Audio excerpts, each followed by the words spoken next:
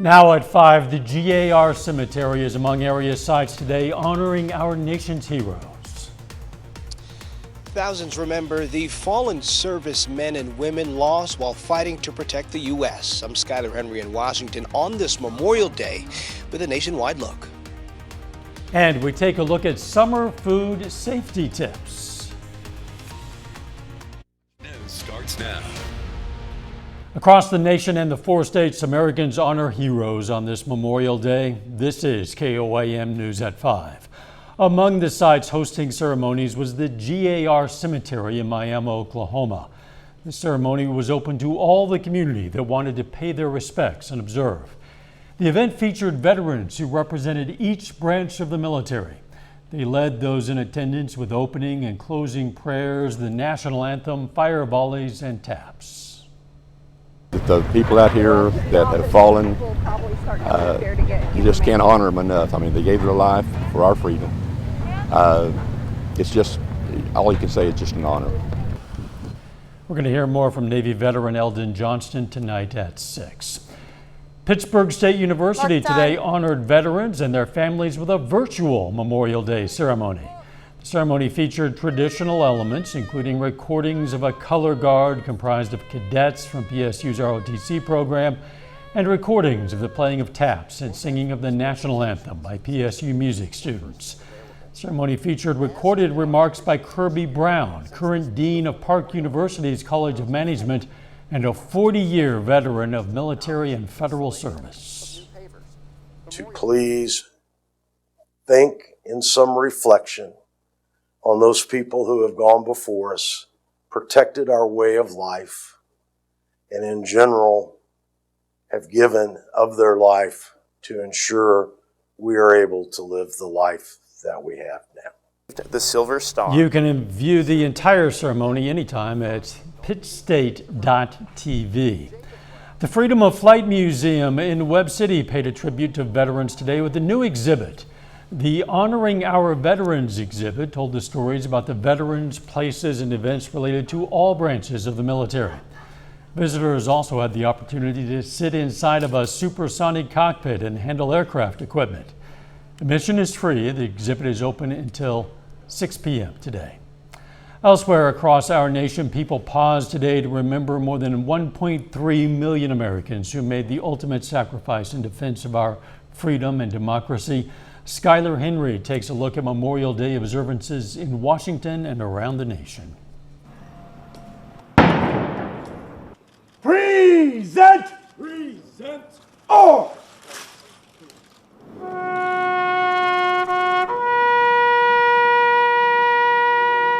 President Biden presided over a solemn ceremony at the tomb of the unknown soldier as America honored the men and women who died while serving in the U.S. military. Today, as a nation, we undertake a sacred ritual to reflect and remember. At the World War II Memorial in Washington, veterans and family members gathered to remember more than 400,000 Americans who died in Europe and the Pacific. It is vital that we remember the sacrifices made by the World War II generation, the opportunities they created for us to live in freedom. Former service members also gathered here at the Vietnam Veterans Memorial to remember friends who didn't make it home. Tony Mustafa served as a sergeant in Vietnam. I got people that's on the Vietnam Wall that was personal to me. We were 17, 18 years old there and everything, and I still remember the conversations that we had. In Minnesota, where 200,000 flags pay tribute to fallen veterans at Fort Snelling National Cemetery, the governor reflected on the sacrifices they made for freedom. The people who lie here literally stood in the face of tyranny, sometimes against odds that could not have been calculated.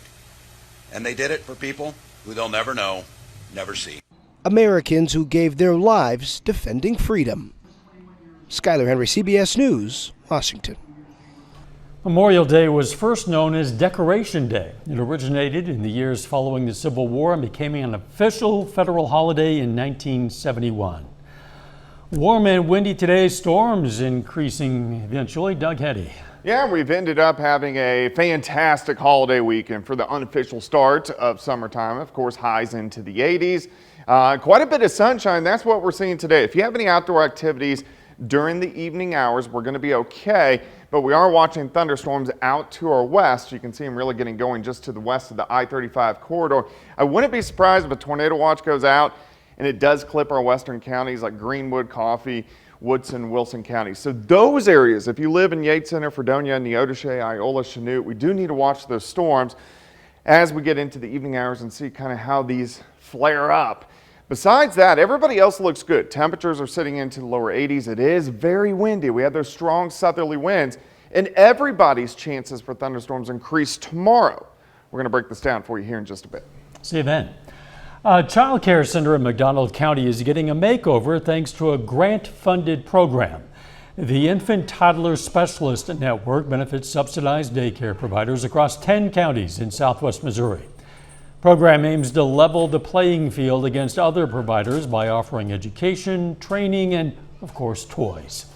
These enriching activities promote healthy brain development. We serve children birth to age 3, and we know that that is such a critical time for children's development. Birth to age 3 is the fastest growing developmental period for children. Tonight at 6, we're going to get to see more reaction from kiddos enjoying their new space at We Care for We Folks Methodist Church Daycare and Preschool. Full disclosure, our reporter on this, Kate Kelly, is employed by the Alliance of Southwest Missouri. Coming up next, keeping summer cookouts safe. Unofficial start to summer, but experts are warning everyone to keep food safety in mind during the summer festivities. I'm Michael George with what you need to know. And a disturbing trend concerning teens and tobacco. Those stories next in Healthwatch. Topping today's Health Watch, it's the unofficial start of summer, and many of us are looking forward to enjoying family, friends, fun, and food outdoors. But federal health officials are reminding everyone that to keep food safety in mind is kind of difficult during summer festivities, but it's important. Michael George has more. It's picnic and cookout season, but health experts remind us that hot and humid weather creates the right environment for foodborne illness. Keep cold foods cold and hot foods hot. We want to avoid what we refer to as the danger zone. So that temperature range between 40 degrees Fahrenheit and 140 degrees Fahrenheit, because that's the range at which potentially harmful bacteria can rapidly multiply. Karen Hunter is with the USDA. She says it's easy to forget food safety in the summer because we often prepare and eat food away from the house, from the beach to camping. Pack your food in a cooler with multiple cold sources. Pack your raw food, such as your meat and poultry products, separately from your ready-to-eat food. Bring that food thermometer with you so that you can check to be sure that you're cooking those foods to a safe end temperature. Hunter says make sure hands and surfaces are clean before and after preparing food. Once the meal is done, get everything back in the fridge. Don't leave foods out for longer than 2 hours, 1 hour if it's over 90 degrees outside. The CDC estimates 48 million Americans get sick, 128,000 are hospitalized, and 3,000 die from foodborne illnesses every year. Those people who are immunocompromised, people who are elderly, and children. Foodborne illness affects them significantly more so and can lead to some long-term complications. So have fun, but take precautions to keep everyone safe this summer. Michael George, CBS News, New York. A USDA survey shows more than half of participants did not attempt to wash their hands while preparing meals. More than 1 million kids in the U.S. aged 14 to 17 became daily tobacco users from 2017 to 2019. University of California, San Diego researchers found more than 3/4 of those teens were using e-cigarettes daily. They say vaping is reversing decades of decline in tobacco addiction. A large study of parents with infants finds many are not sticking to safe sleep habits after their baby wakes up in the middle of the night. The survey published in Pediatrics found that after nighttime waking, a large portion of parents switched from safe to unsafe practices, like not sleeping on their back or sleeping in their parents' bed. And researchers at MIT have found a new way to help the medicine go down. They've developed a drug-delivering gel made from plant oils that's easier to swallow than traditional liquids and also stable without refrigeration. They plan to begin a clinical trial within months. And that is a look at today's health news. A little bit later, airlines struggle to find enough pilots. What that means to you. Plus, thunderstorms really increase over the next 24 hours. We're going to look at that coming up.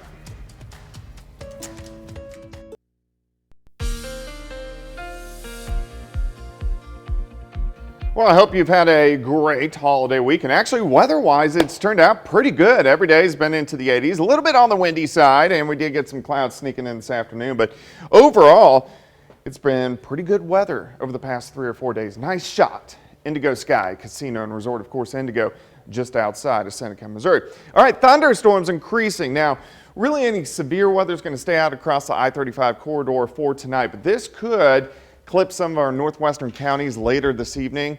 So we need to keep our eyes on that. Everybody else, if you have outdoor plans, you're going to be fine. It's just a little bit on the windy side. Temperatures are into lower 80s. You can see everybody kind of 80 to about 83, 84 degrees, but the winds have been up there. A wind advisory was in effect for us today. Those south winds kind of in that 20 to 30 mile per hour range. And then we've had gusts higher than that, 35, 40, upwards to about 45 miles per hour. Looks pretty good. 7th and Rangeline currently sitting at 81, south at 21, humidity is at 62. Through the evening hours, drop back through the 80s into the 70s, but we only bottom out into lower 70s a little bit later on tonight. And again, most of you will stay dry through the evening hours.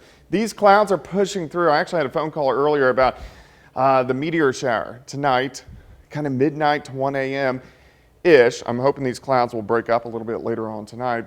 And then if we look out toward the west, you can see some pretty good thunderstorms building out to the west of Wichita. Most likely, a tornado watch will go in effect into our far northwestern counties as we go through the evening hours. I'm not overly concerned about this because most of the storms will stay west of us, but something we'll watch.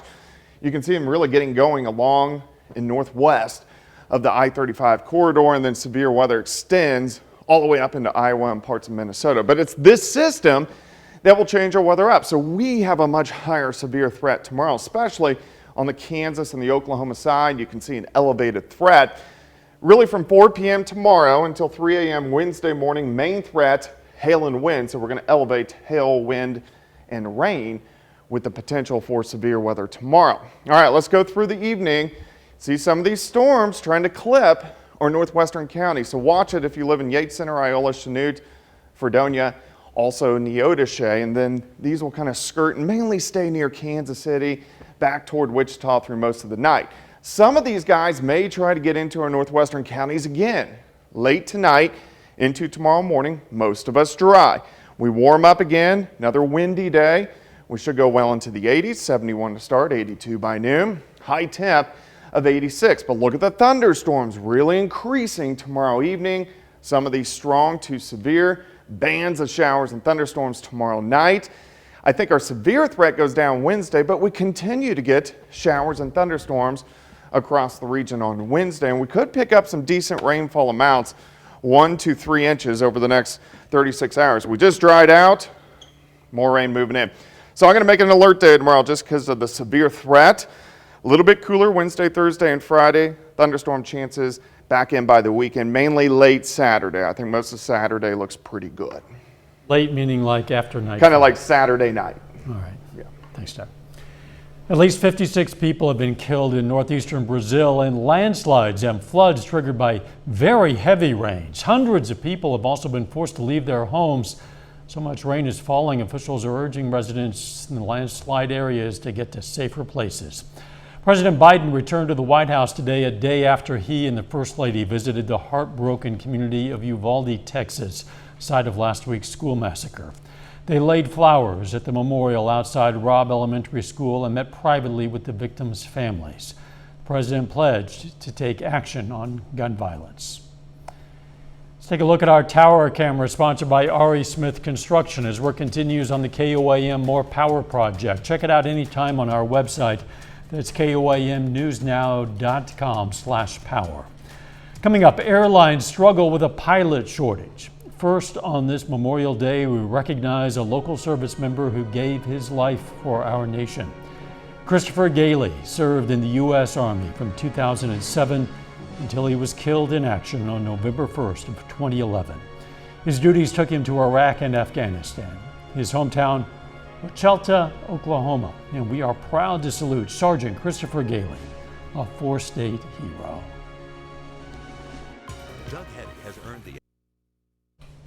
Topping today's Consumer Watch, baby formula still in short supply. According to Data Assembly, which tracks product data, nearly 70% of formula was out of stock for the week ending on May 21st, but easing the shortage, a second delivery from overseas with the equivalent of about 1 million bottles will be hitting shelves this week. Airports expect to be busier this summer than they have been in years, and airlines will have to handle the load with a shortage of pilots. Errol Barnett explains. Jenna Williams is moving toward his goal of logging 1,500 hours to become a commercial airline pilot. Right now I'm embarking on the 400-hour mark, and I spent about $60,000 to $80,000 to get an actual commercial license and to get to where you need to get to. It's going to cost over maybe $100,000. The immense time and expense of certification will eventually place him in high demand. Over the next decade, more than 14,000 pilot openings are projected each year. But the pandemic slowed the rate of newly minted pilots, with only 4,300 graduating in 2021. At the same time, older pilots accepted COVID-era buyouts, further thinning the ranks. We're not quite back up to the number of pilots that we had pre-pandemic, but we're close. Southwest CEO Bob Jordan is ramping up hiring in search of 2,000 new pilots. We have about 5-6% of our aircraft right now that we can't fly because we don't have enough staffing. In Atlanta, Delta's chief training captain said his airline is confident it will meet demand. We're hiring 200 plus a month, and we're training 400 to 500 pilots every month in qualification training. So we feel good right now. Some carriers have long-term solutions for the pilot pipeline. United and Alaska Airlines created in-house flight schools, while Delta started the Propel program, helping staffers pivot to pilot life. The industry says there is no quick fix. Some of the ideas being thrown around include raising the pilot retirement age from 65 to 67 or lowering that 1,500 flight hour requirement, but pilots' unions are staunchly against those changes. And so this pilot shortage is likely to last for years to come. Errol Barnett, CBS News at LaGuardia Airport. Recently, United started teaching the first students at its own flight school with the goal of training 5,000 pilots there by 2030. Some Americans traveling in the air this Memorial Day weekend experienced some issues. The tracking website FlightWare reports there have been more than 5,000 cancellations since Friday, with those flying Delta Airlines most likely to see problems. Airlines have struggled to keep up with demand this year, and due to those staffing shortages, but also COVID and this weekend's stormy weather also added to the problems. A final check of the forecast up next.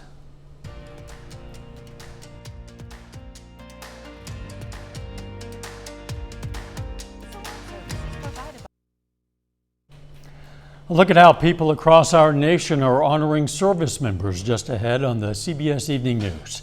Then on KOAM News at 6, more on some local Memorial Day observances. Jalen Banks reports from the ceremony at Miami's GAR Cemetery and talks with a veteran there.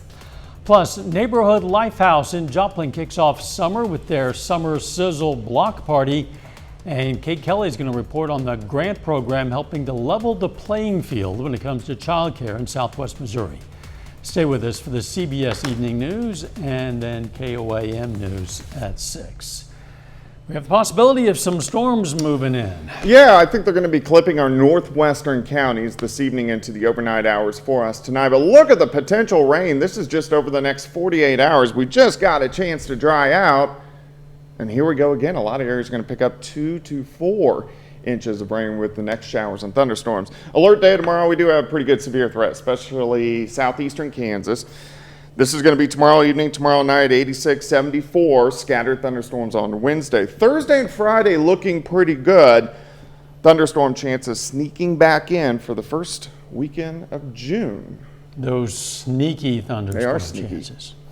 Thanks for joining us. CBS Evening News is next. Of course, we're going to be right back here for KOAM News at 6. See you then. Let's make it a great evening.